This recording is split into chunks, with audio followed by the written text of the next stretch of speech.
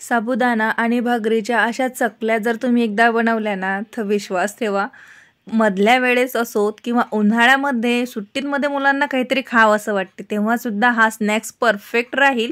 सोबतच हे स्पेशली उपवासासाठी सुद्धा बनवलं जातं. तर महाशिवरात्री जवळ येत आहे.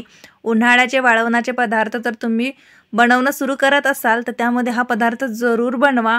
अगदी खुसखुशीत राहतो, वर्ष 2 वर्ष टिकतो, अजिबातही खराब होत नाही. पाहू शकता साबुदाणा घालण्याची जी पद्धत आहे ती अगदी टपोरेदार साबुदाण्याच्यामध्ये उठून दिसतो. तर सुरुवातीला काय करायचं, रात्री साबुदाणा भिजत घालून ठेवायचा. सकाळी उठलं की आलू उकडून घ्यायचे. सर्व साहित्य मी सारख्याच प्रमाणात घेते. काही जण आलू कमी आणि साबुदाणा कमी, भगर थोडा जास्त असं काही करतात, पण मी सर्व तीनही जिन्नस सारखं घेते. आलू थोडीशी कमी घेते, पण भगर आणि साबुदाणा सारखाच घेते. तर अर्ध्या किलोचं इथे आपलं भगराचं पॅकेट आहे हे.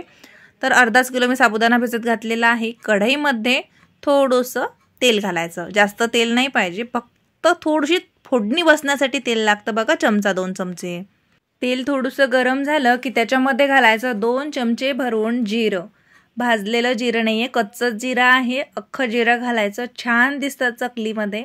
आता बरेच जण ओवासुद्धा घालतात. तुम्हाला जर घालावासा असेल तर ओवासुद्धा तुम्ही याच्यामध्ये घालू शकता. जास्त जिन्नस आपण याच्यामध्ये घालणार नाही, जेणेकरून ते उपवासाला चालतील असेच घालूयात, म्हणजे हे चकल्या उपवासाला सुद्धा खाल्ल्या जातात. जिरं असं छान फुललं पाहिजे बघा, मस्तच. आता जिरं फुललं आहे तर चला लगेच मीठ घालून घेऊयात. मी मीठ इथे छोट्या चमच्याने 2.5 चमचे घातलेलं आहे. हे मीठ नुसतं भगरासाठीच नसून जे आपण याच्यामध्ये साबुदाणा घालणार आहे, आलू घालणार आहे, त्याच्यासाठी सुद्धा आहे. तर इथे 3 ग्लास पाणी घातलेलं आहे. आता पाण्याला छान अशी खदखदून उकळी आणायची आहे आपल्याला. तर त्याच्यासाठी आपण याच्यामध्ये लाल तिखट घालूयात. आता तुम्हाला या चकल्यांमध्ये जर हिरवी मिरची घालायची असेल तर हिरवी मिरची, अद्रकची पेस्टसुद्धा तुम्ही घालू शकता. पण मी जवळजवळ 2.5 चमचे याच्यामध्ये लाल तिखट घातलं आहे.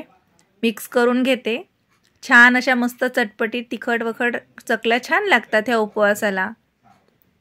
आता उकळी आणून घ्यायची आपल्याला. तर गॅस मोठा केलेला आहे आणि आता एक खदखदून असं शिजवून घेऊयात. म्हणजे पाण्याला अशी छान उकळी आली की मग नंतर आपल्याला त्याच्यामध्ये जो भगर आपण घेतलेला आहे तो भगर घालून घ्यायचा आहे. बघू शकता पाण्याला उकळी आली, घेतलेला भगर घातला.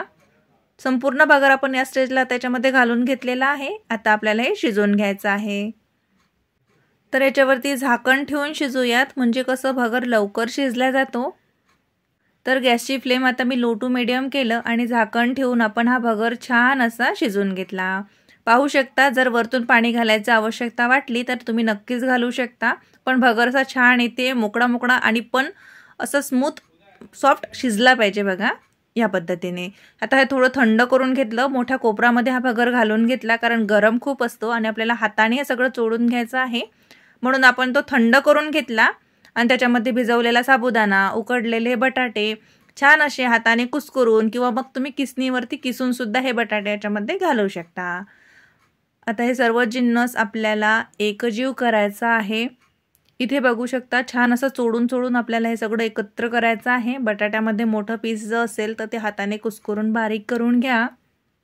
वाळवणाच्या भरपूर रेसिपीज मी तुमच्यासोबत शेअर केलेल्या आहेत, तुम्ही त्यासुद्धा नक्कीच पाहू शकता. मी त्याची लिंकसुद्धा तुम्हाला डिस्क्रिप्शन बॉक्समध्ये देईल. आता भगर आणि साबुदाण्याच्या चकल्या बनवल्या जातात, त्या बरेच जणांचे तुकडे पडतात. चकल्या तर बनतात पण ते तुटतात. तर तशा वेळेस काय करायचं, याच्यासुद्धा भरपूर टिप्स आहेत, तर त्या मी तुम्हाला पुढे सांगतेच. सुरुवातीला आपण हे आधी मिक्स करून घेऊयात. पाहू शकता छान असं चोडून चोडून मी हे सगळं एकजीव करून घेतलं. असा गोळा केलाय तर बघू शकता छान गोळा होतोय.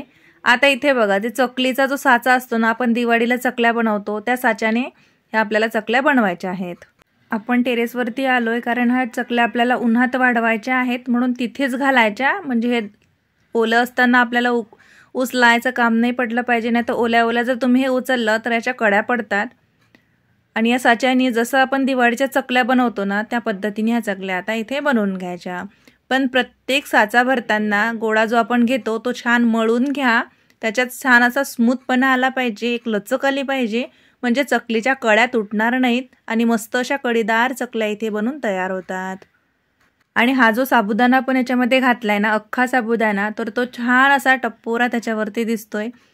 चकल्या तळल्यानंतर सुद्धा तो साबुदाणा मस्त असा उठून दिसतो बघा आणि चकली आणखीनच सुंदर दिसते।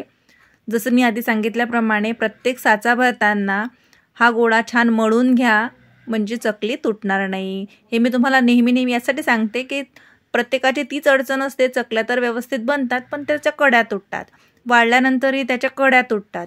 तर असं होणार नाही, म्हणून याच्यासाठी व्यवस्थित हा गोळा मळून घ्या, नंतर साच्यामध्ये भरा आणि त्याच्या चकल्या पाडून घ्या। शक्यतोवर चकलीचं थोडंसं मोठं असते ना ते जाडवालं पातं ते लावा, म्हणजे काय होते हे चकल्या वाढतात ना, तर आधीच जर बारीक बनवल्या तर वाढल्यानंतर त्या आणखीन बारीक होतात, म्हणून थोड्याशा मोठ्या पात्याच्या चकलींच्या साच्याने बनवून घ्या। पाहू शकता वाढल्यानंतर बघू शकता कशा बारीक होतात, पण तेलामध्ये गेल्या की हा आणखी फुलतात बघा। आणि हा साबुदाणा बघू शकता काय मस्त दिसतोय। 2 ते 3 दिवस उन्हात मी छान ह्या चकल्या वाढवून घेतल्या, कडकडीत उन्हात ह्या चकल्या वाढवायच्या तरच स्टोअर करायच्या।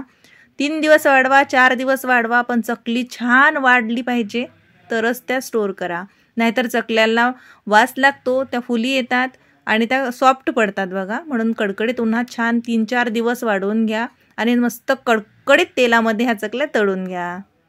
चकल्या तळताना तेलाचं टेम्परेचर हाय असलं पाहिजे, गरम तेलामध्ये चकली सोडायची म्हणजे छान अशी फुलते आणि याच्यावरती जो अख्खा साबुदाणा आपण घातलेला आहे तो असा मस्त फुलून दिसतो, उठून दिसतोय आणि आतपर्यंत तळल्यासुद्धा जातोय। बघू शकता काय खुसखुशीत झालेली आहे, मस्तच। तर सांगितलेल्या सर्वच टिप्स लक्षात घ्या आणि चकल्या बनवा, तुमच्या चकल्यासुद्धा अगदी सुंदर सुबक बनतील, खायला तेवढ्याच खुसखुशीत लागतात। तर नक्की बनवा आणि तुमचे अनुभव माझ्यासोबत जरूर शेअर करा। तर चला भेटूया नवीन व्हिडिओमध्ये, तोवर नमस्कार।